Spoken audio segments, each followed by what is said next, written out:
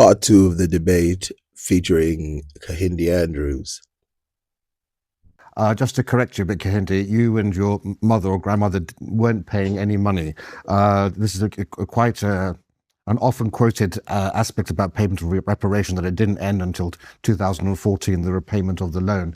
And it's not your fault. There was a tweet put out by the Treasury which was extremely ill-advised and mistaken. What happened was that the slave owner's debt was actually repaid somewhere between 1835 and 1927. And the confusion arises because of the way in which Britain financed its debt. It was using undated gilts. And before 1927, we don't actually have any idea or any record of when those gilts were redeemed. So I looked it up, and what he's saying right here, and this is why I wanted to separate it from different parts, because if I don't know a part, I do not want to comment on it. But what he's saying here is actually not true. This is from dmo.gov.uk, and he and other historians like to dispute this by looking at a tweet which was put out and saying, actually, this tweet, because we know Twitter is full of nonsense.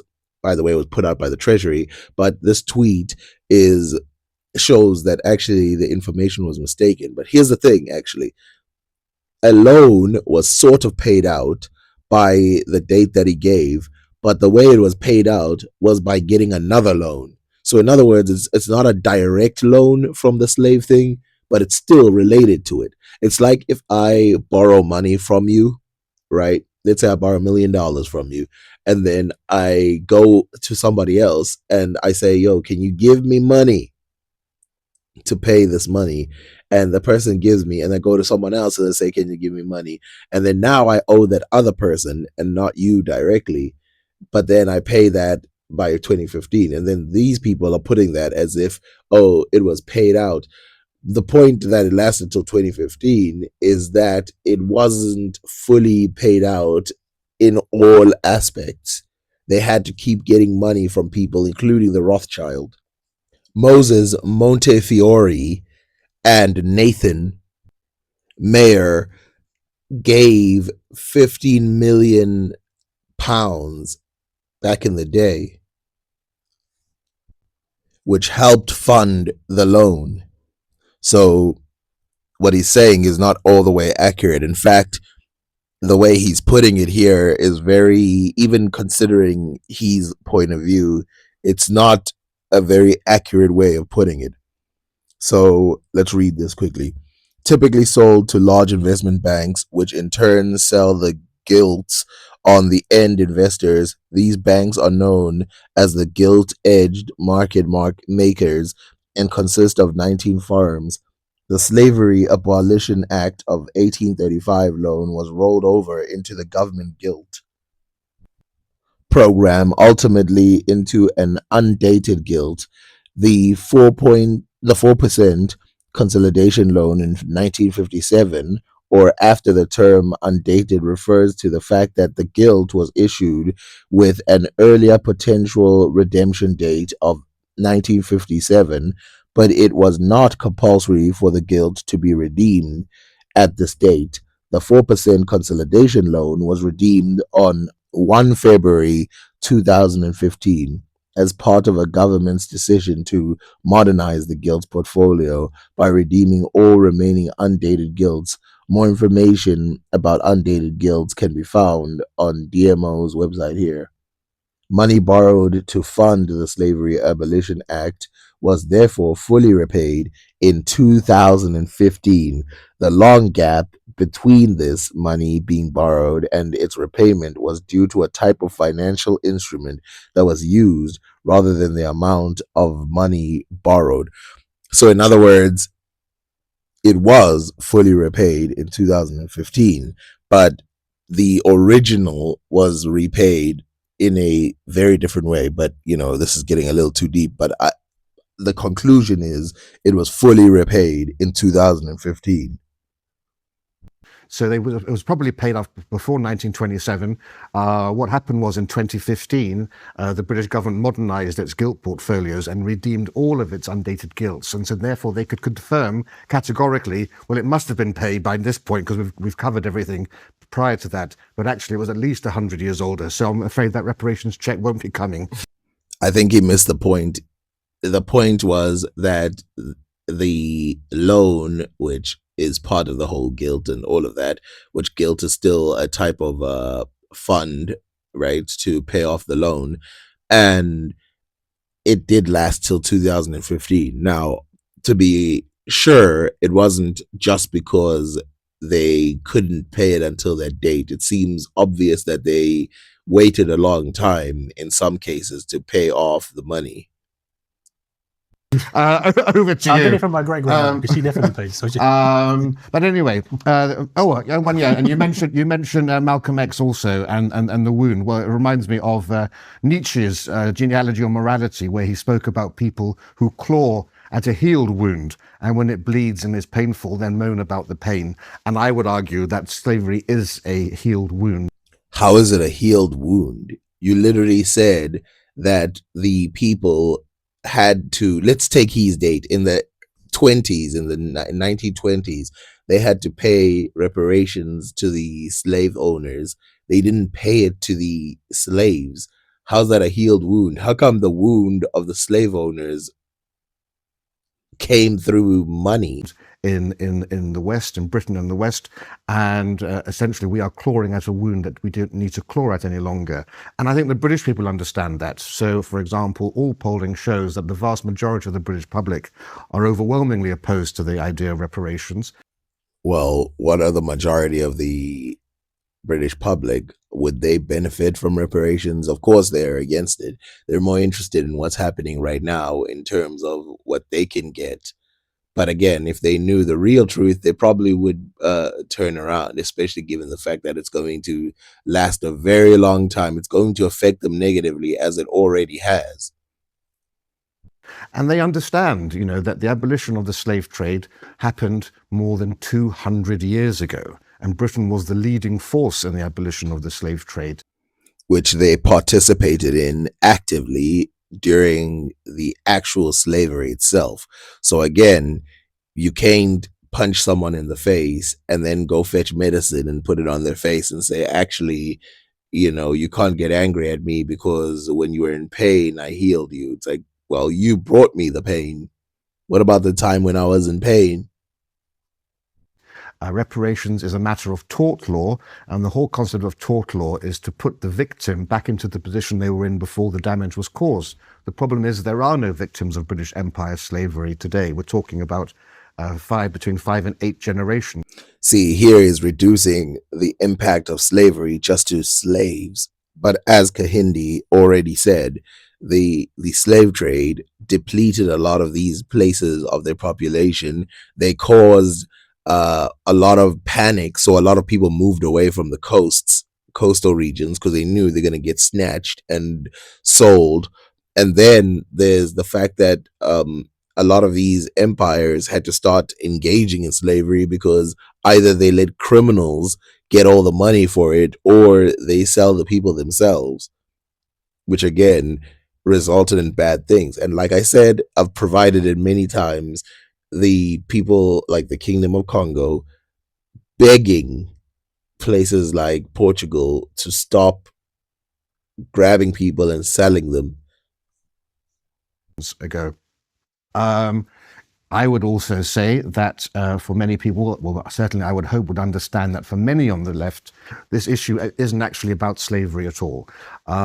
We talk about reparations and slavery, but quite often for the left, this is actually a weapon with which to attack and undermine Britain and America, and it's rooted in a deep hatred of the West more broadly. I mean, I understand what he's trying to say, but let me ask this question. Why would they hate the West? What is it about these people, or the left, or whoever you want to call them, that would make them hate the West? First of all, the left is the last group that would hate the West. I mean, the far left probably, but why would the left hate the West? What is it about the West that they hate? What is it about the West that they do not like? And why don't they like it? The only reason why he's saying this, of course, is because he has no idea about the people who target the East for their slave trade and they're constantly talking about getting reparations from them. Is that still hate from the West? By the way, this is an old trick used by a lot of people, which is when somebody is calling for justice in their nation, the way you get away from that is to say they want to take away our way of life. So you can see here discrimination against minorities, Middle East reparations for slavery among issues raised at World Conference Against Racism. So the Middle East has been for years also been under the pressure of, yo, you need to pay reparations. In terms of Caribbean politicians, I would say two things. Firstly, it's clearly an avaricious cash grab to try to profit and capitalize and exploit naive Western guilt. I would also say that you can't have the feeling of guilt if you did nothing. You're telling me that all that's happening is that people are pretending that the West was responsible for something and they never did it? it's an attempt to deflect attention away from the corruption and the catastrophic mismanagement of the economies, of the institutions and the infrastructures of the Caribbean nations by corrupt and incompetent and substandard Caribbean politicians. I think I've already shown this by showing Egypt and how so many of the places that were prospering that had prosperity prior to any of these Europeans showing up, now they can't get things together because, of course, it doesn't work that simply. I mean, even the stuff that was stolen from Egypt, remember the ancient Egyptian good things that were stolen that now exist in museums all around the world, things that the Egyptian people have to borrow in order to see, and there's all kinds of contracts and stuff like that, stuff that's theirs. Their property is taken from them, and of course the British are like, it's ours now. And that's just the ancient stuff. I'm not even talking about the rest of the stuff that happened from then on. There's hundreds of things that happened after this date. Now, I'm confident in saying all of that because if this were really about slavery, then the people who are most vocal about the plight of black people and the plight of slavery would surely be just as vocal, I would say even more vocal, about the far more pressing issue, which is the plight of modern slaves today. Yes, they would be more pressed about modern slavery today by like putting up laws that ban it, sending police to go and arrest people who engage in that slavery. You mean things like that? You mean like, putting long sentences if you catch them doing these types of crimes? You mean things like that? Is that what they would do if they cared about modern slavery today? If they actually cared about modern slavery, would they do things like pack planes full of police from a different country to come fetch citizens who have been tortured in other countries, who are today living back with their families? Would they do something like that, where some of these people go to places like Europe and the Middle East to become maids and then find themselves trapped in all kinds of slavery, including selling their bodies? You mean they would care about stuff like that? Does this guy think that people who are against slavery don't care about things like that?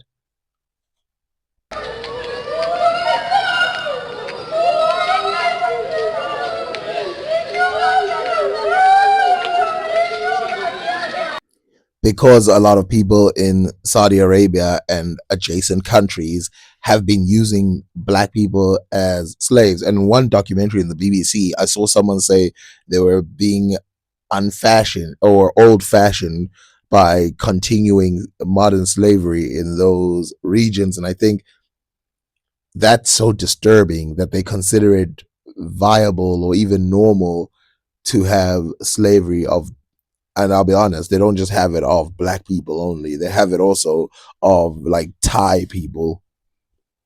How do I know this? Well, because if you care about slavery, you care about modern slavery. So this is a dumb accusation. The International Labour Organization says that 7 in every 1,000 Africans today is a slave. That's 10 million people today living horrific lives. Yes, and that's why there should be an international guard to make sure that this doesn't happen. Because, of course, it's not just the Middle East today. It's not just the Middle East.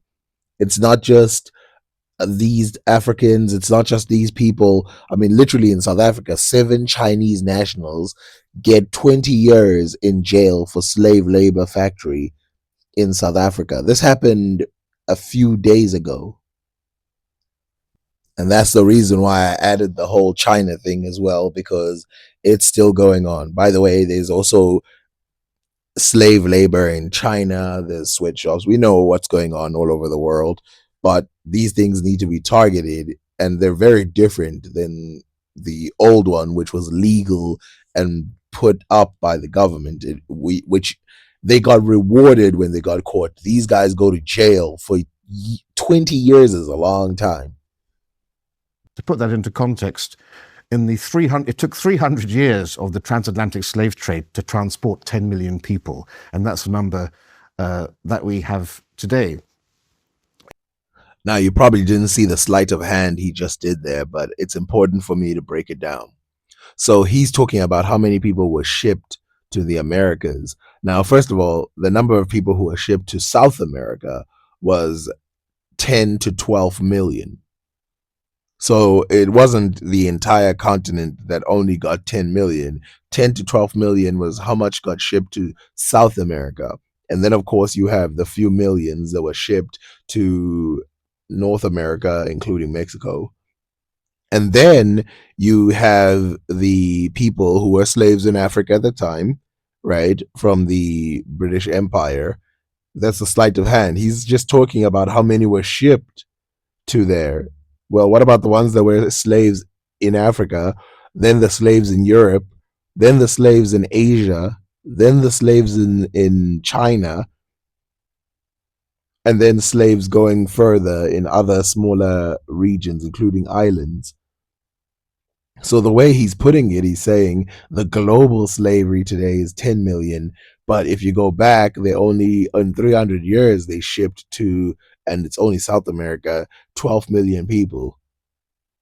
Well, here's the problem about what he's saying.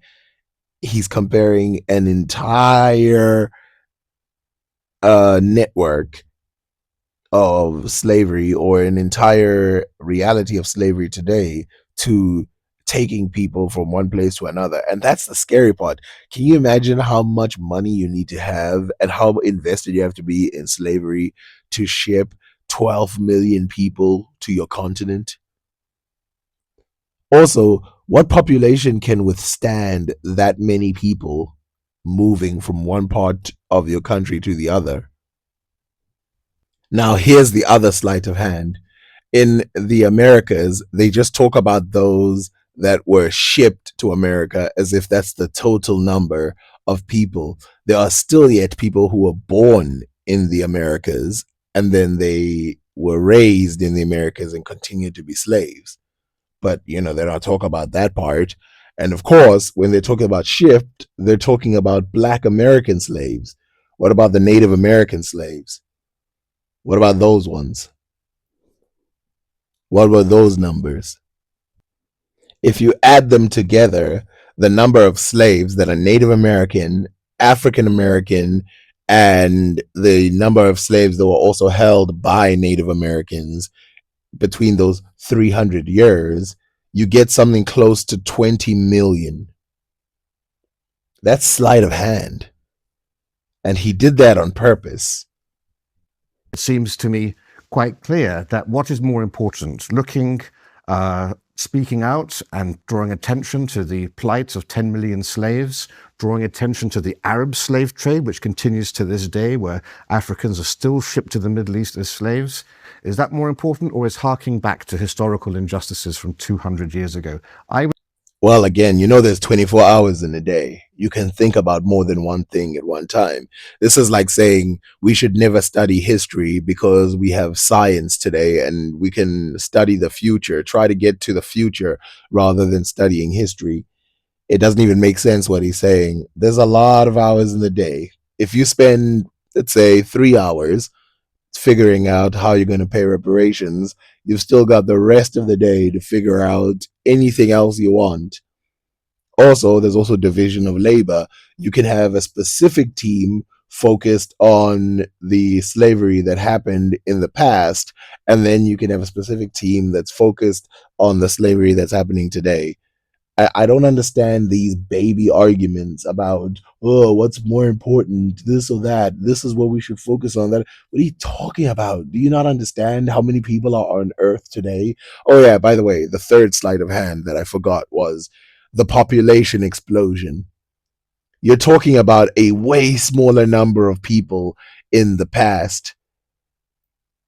There was a much smaller population in the past versus today. Obviously, because there's a larger population, there's going to be things happening at a larger rate. It's like saying there's a lot of people dying today, probably more than died 100 years ago.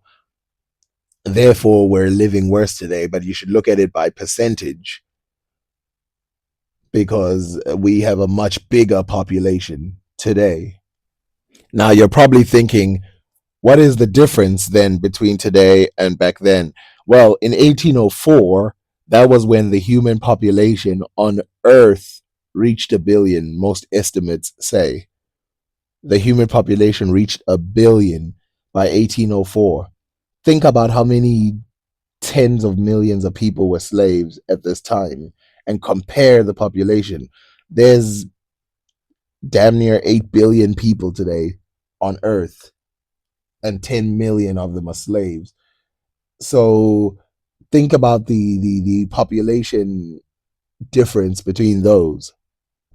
If we use the numbers he gave, the number of people who are slaves in on Earth at the time is around 4%, and the number of people who are slaves today is around 0.2%. I would say that is the key moral question to which there is only one answer. And yet all the people that I've spoken to and debated on this subject, who have been very vocal and write lots of articles about slavery, not once did they address the issue of modern slavery and the plight of black slaves today.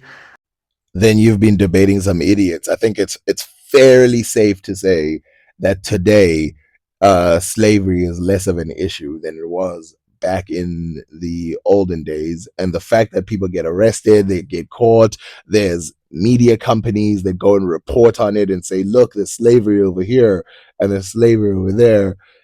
The fact that you even know this number tells you that there's a concern for the number of slaves on Earth. Who told you these numbers? Is it just people on the right who are trying to cover up for slavery by going and just collecting the numbers? Or is it people who are concerned about the plight of these slaves? And not once do they speak about historical slavery in the context of the non-white actors. There were more Africans held in bondage by other Africans than were ever transported outside of Africa. This number depends on how you calculate it. See, here he's just lying, which is why he's stuttering. Most estimates say there was about 5 million people in Africa who were held in slavery, which is way less than the number in the Americas. But if you take that 5 million, a good chunk of those are in the Swahili coast, which were actually still part of, in a later years, Oman and Tipu Tip and them, which is still part of the Middle Eastern slave trade. And a lot of those also were part of European colonized areas. So they were enslaved in European settlements as well. So taking all of that number and trying to say, oh yeah, that's just all of it. And then of course, not to mention North Africa and more Middle Eastern areas, right? they're putting that all together and saying, look, the black slave trade was not a big deal because people in Africa did it too. Well, those people in Africa weren't all black, and they didn't all do it for the same reason. And a lot of the reason that happened in Africa was because of war, and it was also because the Westerners were putting such stress on those nations that they decided to engage in selling them to the Americas as well. Because what are you going to do? You're just going to let them fetch your people tax free and destroy you guys as a nation? They've already taken the slaves. That part is done. So I think those are the crucial ways to look at it. And I think, therefore, you can say that there is an ulterior motive here, which is politically and ideologically motivated. By the way, I love the fact that he talks about modern slavery. What is he advocating to be done for the modern slaves? Because it sounds like he's saying that slavery is not a big deal because it's still happening today. Like, is he saying that it's like that's proof that it's part of the natural order or something like that? But to go and look at the history of this, a few things to say. Firstly, of course, slavery was an abomination. What happened to 19th century slaves was utterly horrific and reprehensible, and if they were alive, they would be absolutely deserving of reparations. But I cannot see the connection whereby their great-great-great-great-great-grandchild is a victim. Again, this is something that people like to pretend is like, oh, this makes sense. How come people today, after years and years and years? That's because the slavery was so onerous in the past that it actually made that bigger dent in both the Americas and in Africa, in the country. I mean, literally look at Africa. It used to be one of the richest places in the world. That's not the opinion of the Africans. The Africans at the time, they like to brag about this. The books of the Africans aren't that popular. Most Africans, quote unquote, didn't write. This is not the opinions coming from Africans. This is opinions coming from Europeans saying that these were some of the richest places they'd ever seen in their lives. Some of them rivaling like their immediate enemies. They couldn't even trade with some of these people because they were so strong. Remember, I showed you Vasco da Gama. He went to some places in Africa and they literally were like, oh, everything here is like 10 times the price that it would be in Italy or Portugal. And they were trying to pay with the international currency of silver and gold. This wasn't even them trying to pay with nothing, like with, just coins and stuff like that. So this was not them talking about something that can be translated and retranslated. Also, we all know about old money. We know that if you affect someone long time ago, it can make a huge difference today. Clearly not a victim. On the contrary, the lives of the descendants of slaves today in Britain and the Caribbean is incalculably better than if their ancestors had never left West Africa. I love that eye roll. A guy gave him the deepest eye roll you could ever get because what he's saying is absolutely stupid. Also, it's very disrespectful to Africa to be like, oh, your life would be absolute rubbish if you lived in Africa. It's like, well, let's consider this. Okay, so if there was never slavery in Africa, you think that the lives of Africans would be horrible? So if the transatlantic slavery thing never happened, you think that those people's lives would be absolutely horrible? Do you not even understand the major change that would have happened on Earth if that never happened? Let me tell you how stupid this argument is. So anime was discovered in somewhere in the late 60s. The anime, this is like saying if Japan was never bombed, they would have never discovered anime. It's like, why are you trying to do that? Like, that's such a weird way of looking at history. There is no if this then that. The reality is bad things happened and you have to pay for them. Not if my mother never got shot, I wouldn't have become a lawyer. Secondly, Britain has more than paid its debt for slavery. Slavery was universal, but Britain was the first country to make itself deliberately poorer to pursue a moral good. So here comes another crazy lie. So it is true that in order to police and everything slavery, there was a hit on the money. But here's the thing. From this day on, after slavery was banned by the British Empire, they then continued to do other exploitationary things, like basically taking over people's countries and also taking the jewels from those countries, taking all kinds of things from those countries and not compensating any of the people. Then, of course, there was slave wages for black people, which continued up until the apartheid era in South Africa and in other parts of Africa. I mean, some would say to this day there's some slave wages that the Western world benefits from, but let's leave that alone for now. But like I said, there's lots of things that happened that made, because it's not like the empire got poorer, it got richer. What happened? We talk about the depletion of animals in Africa. We're talking about the moving of people from specific lands and putting them in closed areas. So even though it was not fully slavery, which by the way, they didn't get rid of it all the way, but even though it wasn't fully slavery, they also had other exploitation like tactics that led them to continue to be rich. The abolition of the slave trade, expending vast sums in men, in money, in resources to enforce an end to the slave trade on the high seas, but also to go into Africa and stop Africans enslaving other Africans. This is another argument that is tired. Now, one of the reasons why the British used slavery as a targeting method was because they realized they could colonize some places by saying that they were on an anti-slavery mission. For example, Zanzibar and the Oman coast, or the Oman coast, they wanted to colonize. Mauritius, they wanted to colonize, and they used anti-slavery as an excuse. Egypt, Sudan, there's so many places that they literally did this to. Nigeria is another example. Gambia, the Gold Coast, Sierra Leone. There's a lot of places where they were like, we are the rescuers. Well, that was one of their arguments, that they are the rescuers. But in real life, they just wanted to take over these places. And Europe did take over these. By the way, here's the part that I also find very weird, because, okay, so Britain and all of these places, these Europeans basically took over the whole of Africa, right? Africa was fully colonized with the exception of places like Ethiopia. So, and then people always say there weren't that much development prior to the Europeans taking over. And then if you look today, there's still not a lot of development in some parts of Africa.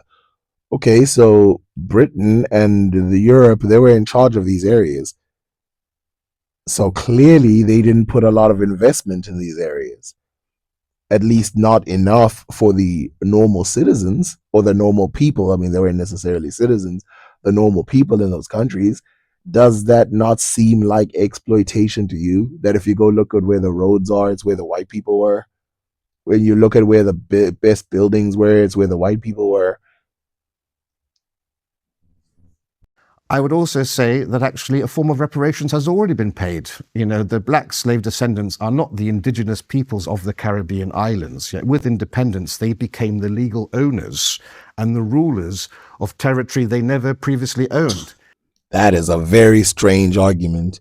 So he is saying the fact that people were napped from their original homeland, sent to another homeland, had to fight to get out of slavery, and then were granted a piece of land, in some cases having to pay back the slave owners who owned them.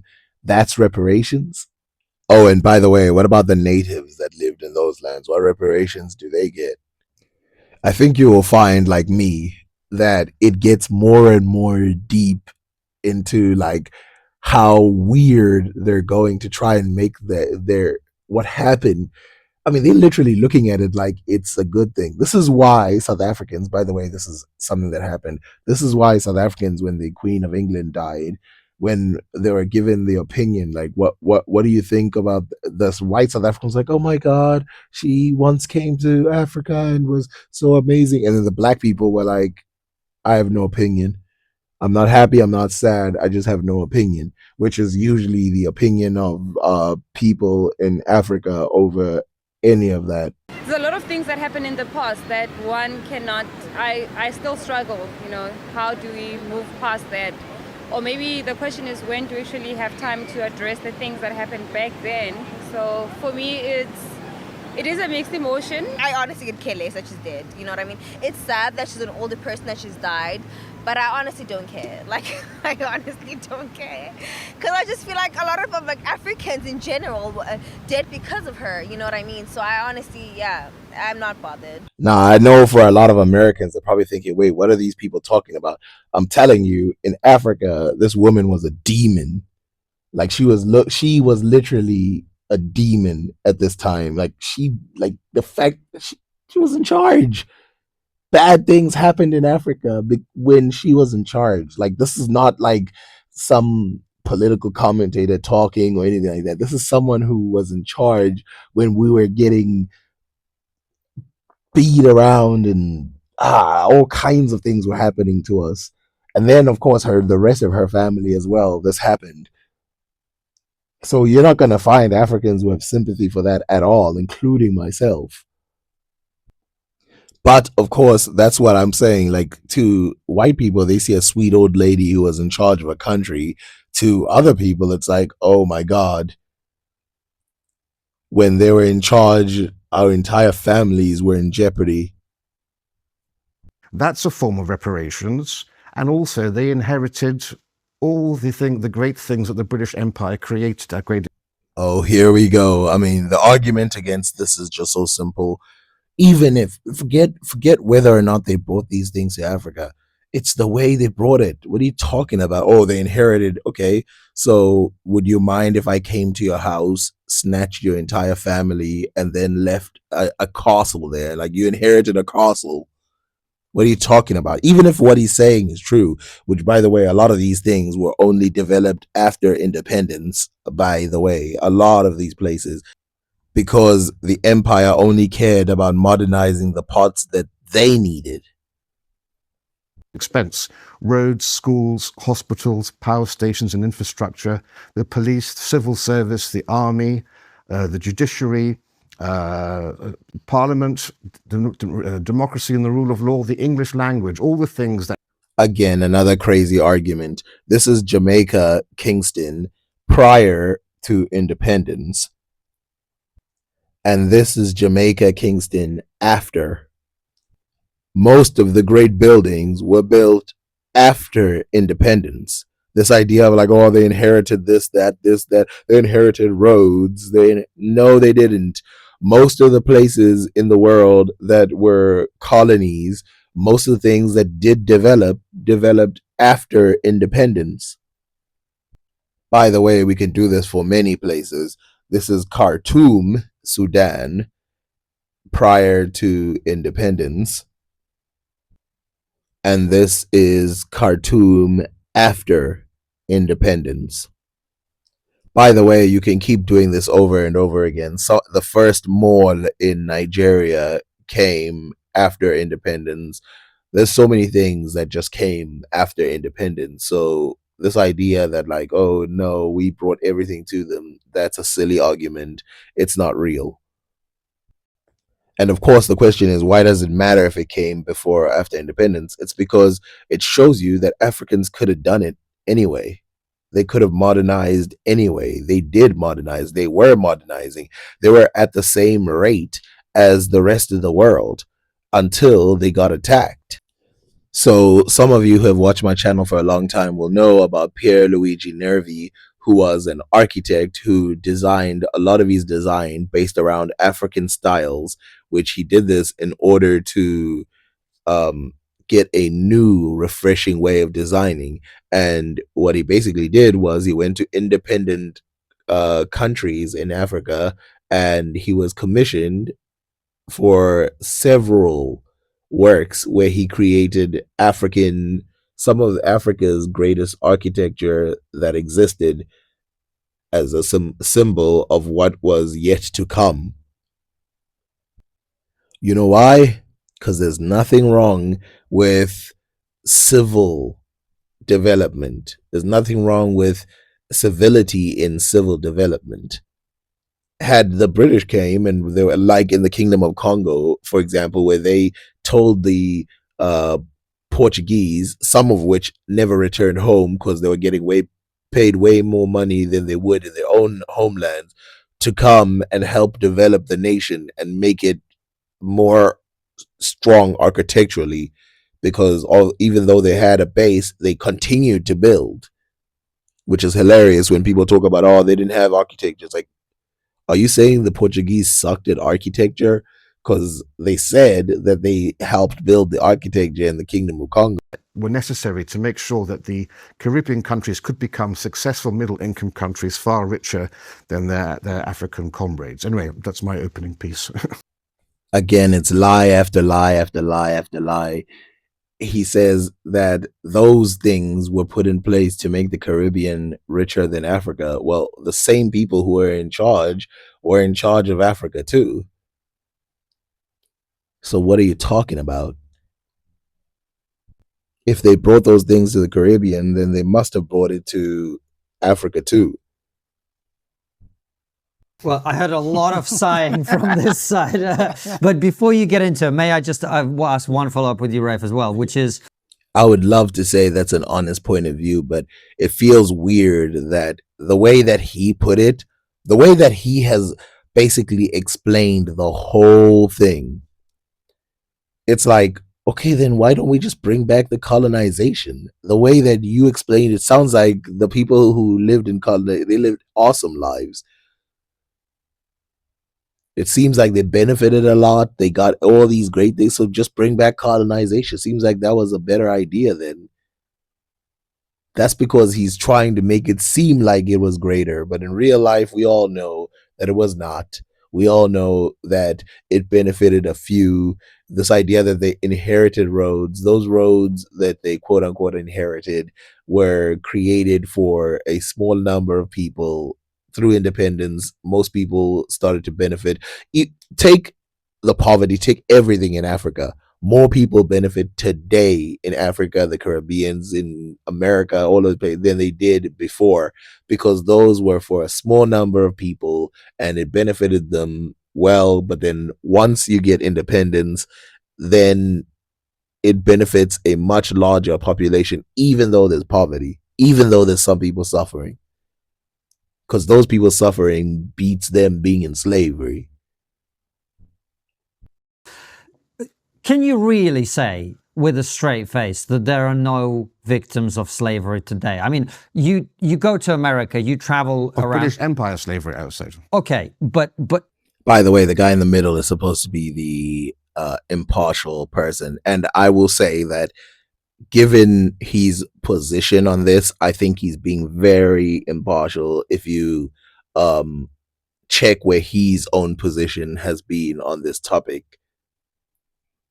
But that's exactly what I'm saying. So if you go to America and you look at some of the ghettos in the cities in the United States and the way that people live there, is it really so hard to trace that back to a history of real horrific racism, legislation that prevented black people from living in the same way that their white fellow citizens were, and then of course being transported there and used as slave labor without being paid? Wouldn't all those things across generations have exactly the sort of impact that we now see on the ground? So obviously all of those answers have to be answered in the affirmative, which, by the way, as he will mention soon, because I remember this part, he is not necessarily, they're talking about the British Empire for the most part and other European countries and how they affected it, but we will see what his answer will be on the America thing. Two things. Firstly, I'm not talking about the American experience. I think racism is a massive issue in America to a degree we don't know or understand in this country here. Race is a huge divide in the United States, which it never was here. I mean, for example, you know... Never was? What does he mean never was here? I mean, I hope he's not talking about the British Empire.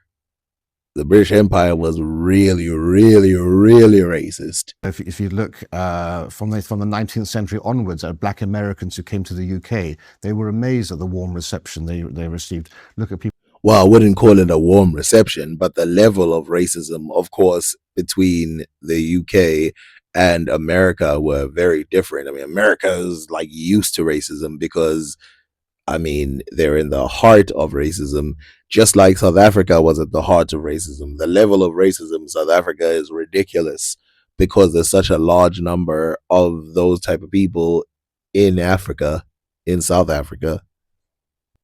Zimbabwe is another one, and also I mean, Sudan, one of the most racist, well, at least was one of the most racist countries in the world. Egypt, very racist. We could go down the line. I mean, I hope he's not saying that the other places were not racist and that their policies were not based on race. For like Howling Wolf, Great Blues, Otis Redding, and others who were housed by white people in houses. Another dumb argument. Blues singers performed all across the world.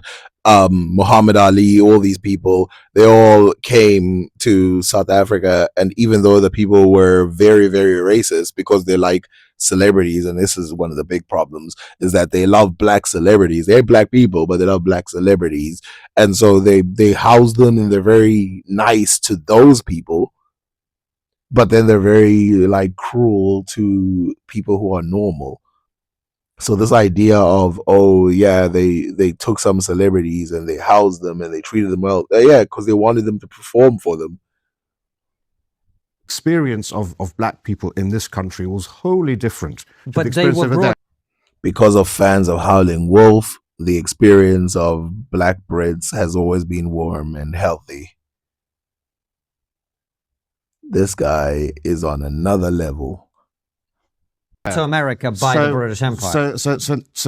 Well, no, it was the Americans who brought them to America, remember? But also, Well, this says a lot. The fact that he doesn't know what role the British Empire played in bringing black slaves to the Americas. He thinks that it was just the Americans. Whoa. So that's one point. But secondly, if you look at the decline and a great deal of the poverty that's afflicted American black people, it has resulted basically from the destruction of the family post 1960s. That's when Republican talking point. Again, just because there were spots that were very wealthy for black people back in the day does not mean that all black people were wealthy back in the day. It doesn't even make sense what they're saying. I mean, not all white people were wealthy either. you saw a huge, massive decline in the security and prosperity of so many families. You look at the decline. You look at the decline of Harlem in the 1920s and all sorts of things on that levels. But I'm not here to debate the American situation. Yes, you should not debate something that is linked to your country contributing to slavery in a specific area. What is he talking about? It's linked. It's linked to the British slave trade. There wouldn't have been a North American slave trade with the numbers that it had if it wasn't for the British. And also the other European countries. What I will say, if you're going to talk about intergenerational trauma, we're talking about 8 generations in this country, right? 200 years. A generation is 25 years. That's your great-great-great-great-grandchildren. My own grandparents had experiences not different to slavery. They were deported to Siberia by Joseph Stalin. So here we go. He's going to compare two things that don't even match together, but let's dissect them slowly. So he's going to compare what happened based on what happened in a small amount of time versus hundreds of years of slavery. That's what he's going to do. He's going to say the thing that he's talking about, obviously the devastations were real, but the thing that he's talking about is trying to repair a small amount of time, as brutal as it was, with hundreds of years of colonization, slavery, more and more and more. You can pick whatever you want to pick, but he wants to compare these two things. Then he's not obviously going to not mention the reconciliation acts that happened in Europe that tried to integrate Europe together so that they could defend themselves against these things, and also reinstate these countries as powerful states, which is why they are what they are today. None of that happened. It's just why in Germany do they have such an aversion to what happened back then? Also, which I will react to this another time, I want to get into how he tries to compare these two things, which are not even close to the same. And then he wants to pretend that because some bad things happen in other ways, they're the exact same in other ways as well, which is not the same. Also, the fact that if you're white, you can kind of escape things because you can just disguise yourself as just a white person. Whereas if you're black, you're constantly a target and there's no way of escape. Poles, they had all their lands confiscated. They ended up going in cattle trucks where they couldn't sit down, going to the gulags in Siberia and Kazakhstan. My great-grandmother, who was blind in her 80s, died there. By the way, I hope he's not saying that what happened in Russia did not affect Russians today and the other parts of that were part of the Soviet Union. I mean, it's easy to Google like Tajikistan or any of these places. We literally have a war right now, don't we? Others were worked to death. I had the communists murder my family and the cat and mouse murdered my Polish Catholic family as well at Auschwitz and elsewhere. That's within the lifetime of my mother.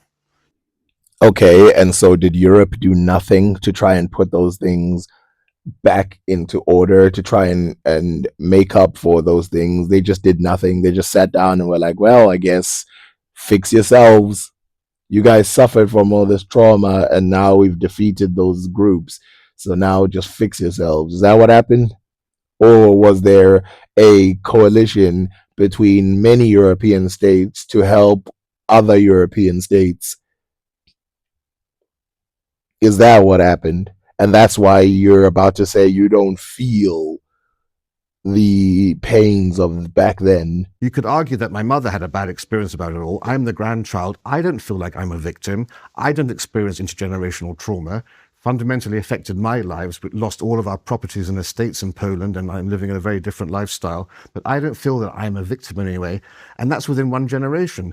I love how he described how he was a victim, like they destroyed our properties, they did this bad thing, and then he says, but I don't feel like I'm a victim. There's a difference between how you feel and your actual situation, and you just don't feel it. That's your thing. By the way, it's not necessarily a feeling, it's a reality. That's why I support reparations within 1 or 2 generations. I think it was right for the Germans to pay reparations to Poland. I think it was right, and to the Jews. I think it was right for Japan to pay reparations. Well, isn't that convenient that it's okay to set things right when it has to come to your specific location? And of course, now you're like, oh, I don't feel like a victim. Well, did you explain that things were put right in one generation? If things aren't put right, what's that old saying again? A stitch in time saves 9. If you don't set things right early, it's just going to get worse and worse and worse. And as you can see, now you're going to have to repair a giant thing. The funny thing is, if we remove slavery completely, just remove slavery 100% in almost all of the places that he's talking about, there's still further things that happened that would still need reparations. Take South Africa, for example. Apartheid, the removal of mass populations, and also the constant racism that then fueled neocolonialism, exploitation. By the way, I haven't even touched India or any of these other places. I mean, what about the famines that happened due to the depletion of resources, the moving of people? I mean, we're talking a lot. And then, of course, the unnecessary wars that then took place because of colonization that killed millions of people. But not when we're talking about 8 generations. There comes a point where you need to stop playing the victim. And unfortunately, that's why I talk about Nietzsche and clawing at a wound that's healed. Herein lies the problem. He thinks that this wound is healed. For him, he feels like everything has been put to normal because he is probably treated normal because he's a white person. But Africans are not treated normal, not around the world, not around this world.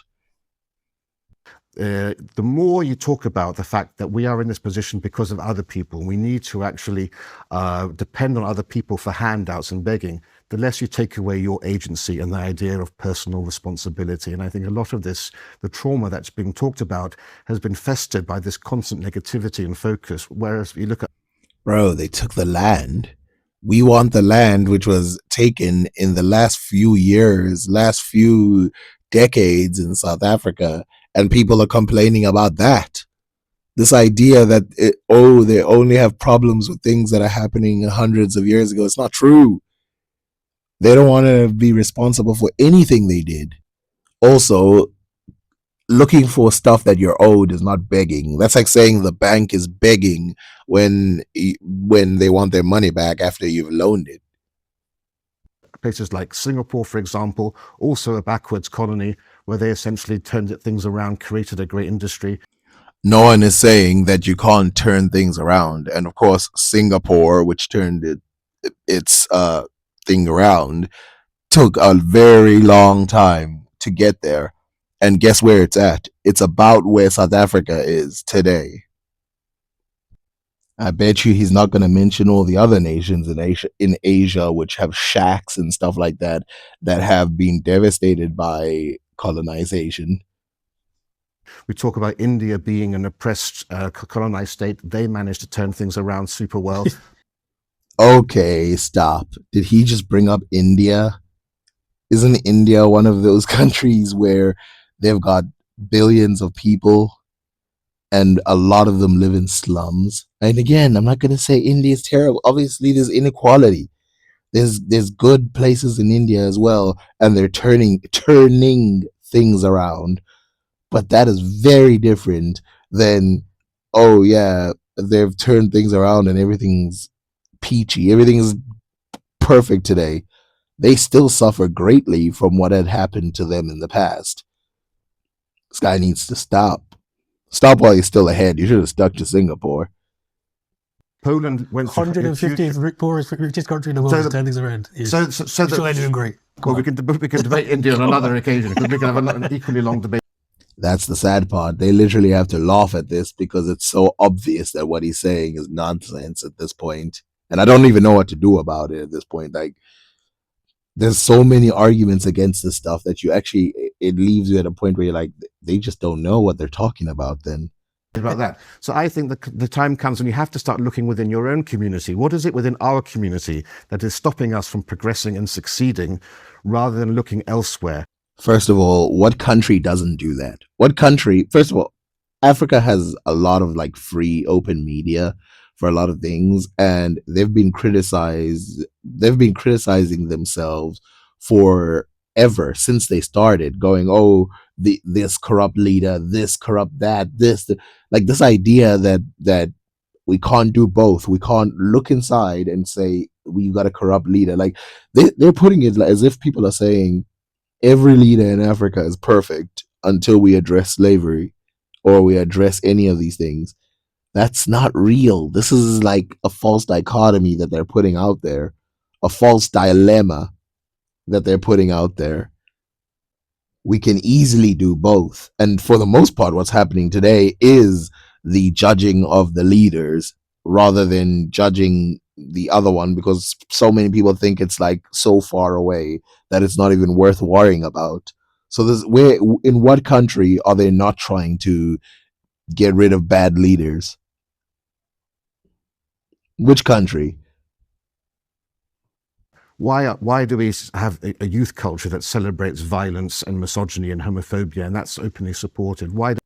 So of course he can't be talking about every single place that Britain affected with their empire or Europe affected with the empire, because not all those places have that type of youth culture they're talking about. But if you want to talk about youth culture, what about punk? What about rock? What about all these other genres? What about what's that weird screamo thing they used to do? What about all these things that used to encourage kids to do stuff to themselves as well? What about all the sad music they used to have, the Linkin Park style stuff? What are those youth cultures? What about that violent culture that existed as well? I need to remake a video on that, by the way.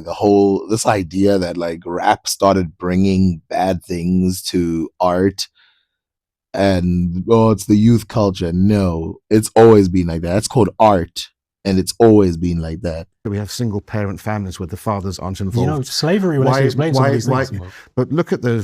Well, not only does slavery explain those things, but let's take, for example, the family structure. Does he actually believe that back in the day in Africa, before the colonizers came, that the leaders were allowing single parenthood? Like, do they not realize that there was entire family structures which had like 20 people, and there was no such thing as orphans? Like, you could never be an orphan because if your mother's not there, your aunt is there, your grandmother's there, your great grandmother's there, your great aunt is there, and it still happens today, by the way. Like in the rural areas of Africa, you can never truly be alone. I know because I've got a family like that. I know that, in my family, and it's also the responsibility of people like me as well, which is if someone is destitute or whatever, it's the responsibility of the rest of the family to take care of it. The isolation is due to colonization. Reasons. And why do Afro-Caribbean families not encourage their children enough in education to the same degree that you see with Chinese and It's not Indian true. and Indian, Can I just point and that's Indian factually children? untrue? So that can we not put factual untruths? That's just not true. Well, why don't you? A lot of the stuff that this guy is saying, including that, comes from stereotyping. It's actually very weird. I mean, we all know, like we said, why did Chinese families? Okay, if you believe that Asian families tend to promote education in the way that you do, go look at Asia. Go see the education rates in Asia and see if there's no people in Asia who are uneducated. Stop going with stereotypes.